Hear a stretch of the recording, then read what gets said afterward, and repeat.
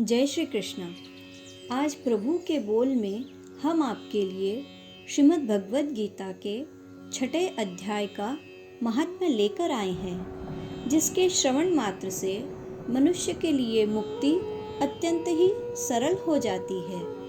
तो आइए प्रेम से सुनते हैं श्रीमद् भगवद गीता के 6ठे अध्याय का महात्म्य। श्री भगवान कहते हैं, सुमुखी, अब मैं 6ठे अध्याय का महात्म्य बतलाता हूँ, जिसे सुनने वाले मनुष्यों के लिए मुक्ति करत लगत हो जाती है। गोदावरी नदी के तट पर प्रतिष्ठानपुर यानी पैठन नामक एक विशाल नगर है, जहाँ मैं पिप्पलेश के नाम से विख्यात होकर रहता हूँ। उस नगर में जानश्रुति नामक एक राजा रहते थे, जो भूमंडल की प्रजा को अत्यंत प्रिय थे। उनका प्रताप मार्तंड मंडल के प्रचंड तेज के समान जान पड़ता था। प्रतिदिन होने वाले उनके यज्ञ के धुएं से नंदनवन के कल्प वृक्ष इस प्रकार काले पड़ गए थे, मानो राजा की असाधारण दानशीलता देखकर वे लज्जित हो गए हों। उनके यज्ञ में प्राप्त पुरोडाश के रसास्वादन में सदा आसक्त होने के कारण देवता लोग कभी प्रतिष्ठानपुर को छोड़कर बाहर नहीं जाते थे। उनके दान के समय छोड़े हुए जल की धारा, प्रताप रूपी तेज और यज्ञ के धूमों से पुष्ट होकर मेघ ठीक समय पर वर्षा करते थे। उस राजा के शासन काल में इतियों यानी खेती में होने वाले 6 प्रकार के उपद्रवों के लिए कहीं थोड़ा भी स्थान नहीं मिलता था, और अच्छी नदियों का सर्वत्र प्रसार होता था। वे बावली, कुएं और पोखरे खुदवाने के बहाने मानो प्रतिदिन पृथ्वी के भीतर की निधियों का अवलोकन करते थे। एक समय राजा के दान, तप, यज्ञ और प्रजापालन से संतुष्ट होकर स्वर्ग के देवता उन्हें वर देने के लिए आए। वे कमल नाल के समान उज्जवल हंसों का रूप धारण कर अपनी पांखें हिलाते हुए आकाश मार्ग से चलने लगे। बड़ी उतावली के साथ उड़ते हुए वे सभी हंस परस्पर बातचीत भी करते जाते थे। उनमें से भद्राश्व आदि 2-3 हंस वेग से उड़कर आगे निकल गए। तब पीछे वाले हंसों ने आगे जाने वालों को संबोधित करते कहा, अरे भाई भद्राश्व, तुम लोग वेग से चलकर आगे क्यों हो गए?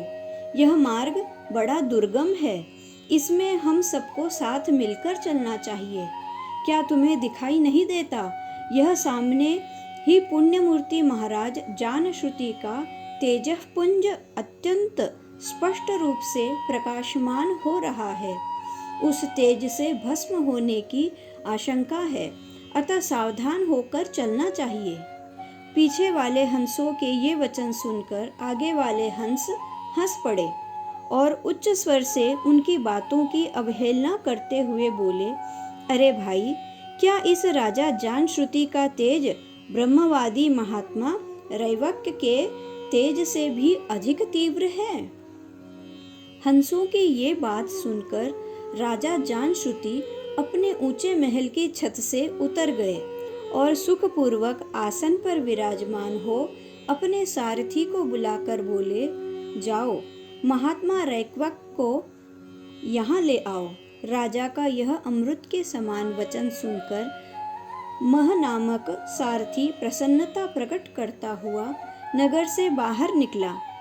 सबसे पहले उसने मुक्तिदायिनी काशीपुरी की यात्रा की, जहाँ जगत के स्वामी भगवान विश्वनाथ मनुष्यों को उपदेश दिया करते हैं।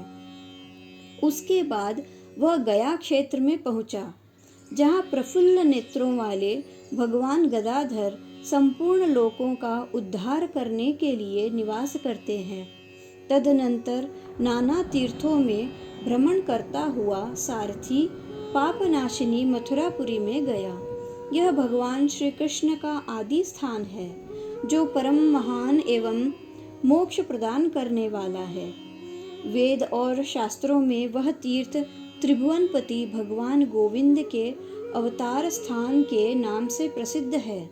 नाना देवता और ब्रह्मर्षि उसका सेवन करते हैं। मथुरा नगर कालिंदी यमुना के किनारे शोभा पाता है।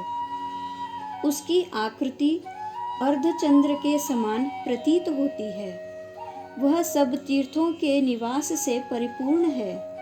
परम आनंद प्रदान करने के कारण सुंदर प्रतीत होता है।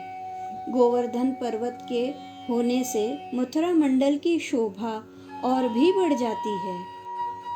वह पवित्र वृक्षों और लताओं से आवृत है। उसमें 12 वन है। वह परम पुण्यमय तथा सबको विश्राम देने वाले श्रुतियों के सारभूत भगवान श्री कृष्ण की आधार भूमि है।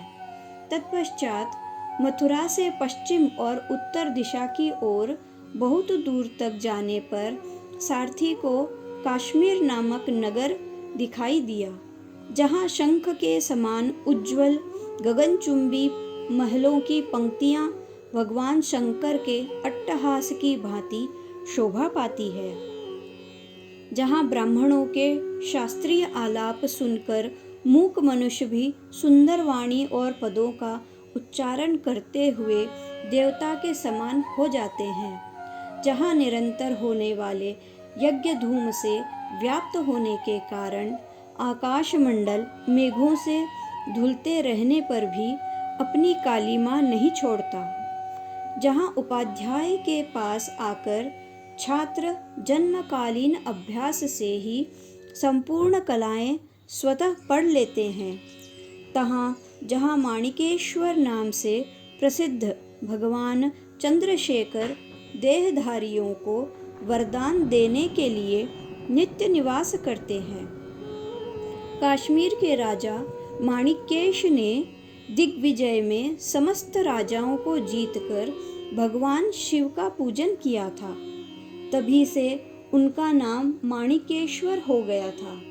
उन्हीं के मंदिर के दरवाजे पर महात्मा रैक्व एक छोटी सी गाड़ी पर बैठे अपने अंगों को खुजलाते हुए वृक्ष की छाया का सेवन कर रहे थे। इसी अवस्था में सारथी ने उन्हें देखा। राजा के बताए हुए भिन्न भिन्न चिन्हों से उसने शीघ्र ही रैक्व को पहचान लिया और उनके चरणों में प्रणाम करके कहा, ब्राह्मण, आप किस स्थान पर रहते हैं? आपका पूरा नाम क्या है? आप तो सदा स्वच्छंद विचरने वाले हैं, फिर यहाँ किस लिए ठहरे हैं? इस समय आपका क्या करने का विचार है? सारथी के ये वचन सुनकर परम आनंद में निमग्न महात्मा रैक्व ने कुछ सोचकर उससे कहा, यद्यपि हम पूर्ण काम हैं, हमें किसी वस्तु की आवश्यकता नहीं है, तथापि कोई भी हमारी मनोवृत्ति के अनुसार परिचर्या कर सकता है।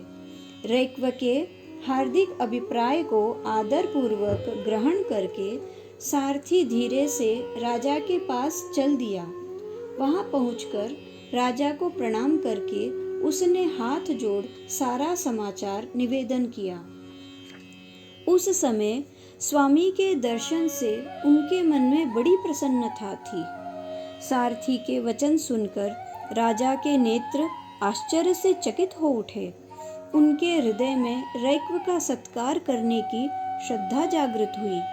उन्होंने 2 खच्चरियों से जुटी हुई एक गाड़ी लेकर यात्रा की। साथ ही मोती के हार, अच्छे अच्छे वस्त्र और 1 सहस्त्र गौवें भी ले ली। कश्मीर मंडल में महात्मा रैक्व जहाँ रहते थे, उस स्थान पर पहुंचकर राजा ने सारी वस्तुएं उनके आगे निवेदन कर दी और पृथ्वी पर पड़कर साष्टांग प्रणाम किया। महात्मा रैक्व अत्यंत भक्ति के साथ चरणों में पड़े हुए राजा जानश्रुति पर कुपित हो उठे और बोले, रे शूद्र, तू दुष्ट राजा है। क्या तू मेरा वृत्तांत नहीं जानता? यह खच्चरियों से जुती हुई अपनी ऊंची गाड़ी ले जा। ये वस्त्र, ये मोतियों के हार और ये दूध देने वाली गौएं भी स्वयं ही ले जा। इस तरह आज्ञा देकर रैक्व ने राजा के मन में भय उत्पन्न कर दिया। तब राजा ने शाप के भय से महात्मा रैक्व के दोनों चरण पकड़ लिए और भक्ति पूर्वक कहा, ब्रह्मन, मुझ पर प्रसन्न होइए। भगवान, आप में यह अद्भुत महात्मा कैसे आया? प्रसन्न होकर मुझे ठीक ठीक बताइए। रैक्व ने कहा, राजन, मैं प्रतिदिन गीता के 6 अध्याय का जप करता हूँ। इसी से मेरी तेजो राशि देवताओं के लिए भी दुस्सह है। तदनंतर परम बुद्धिमान राजा जानश्रुति ने यत्नपूर्वक महात्मा रैक्व से गीता के 6 अध्याय का अभ्यास किया। इससे उन्हें मोक्ष की प्राप्ति हुई। इधर रैक्व भी भगवान माणिक्येश्वर के समीप मोक्षदायक गीता के 6 अध्याय का जप करते हुए सुख से रहने लगे। हंस का रूप धारण करके वरदान देने के लिए आए हुए देवता भी विस्मित होकर स्वेच्छानुसार चले गए। जो मनुष्य सदा इस एक ही अध्याय का जप करता है, वह भी भगवान विष्णु के ही स्वरूप को प्राप्त होता है। इसमें तनिक भी संदेह नहीं है। कथा संपूर्ण हुई। श्री गोपाल कृष्णार्पणमस्तु। गीता जी के और ऐसे ही श्लोक, भावार्थ और महात्म्य जानने के लिए और सुनने के लिए कृपया प्रभु के बोल चैनल को सब्सक्राइब करके बेल आइकन अवश्य दबाएं, ताकि आने वाले सभी अध्यायों के वीडियोस के नोटिफिकेशन आपको तुरंत ही प्राप्त हो सके। और इस वीडियोस को अधिक से अधिक भगवत भक्तों में शेयर कीजिए, ताकि वह भी इन सब का लाभ ले सके। जय श्री कृष्ण। धन्यवाद।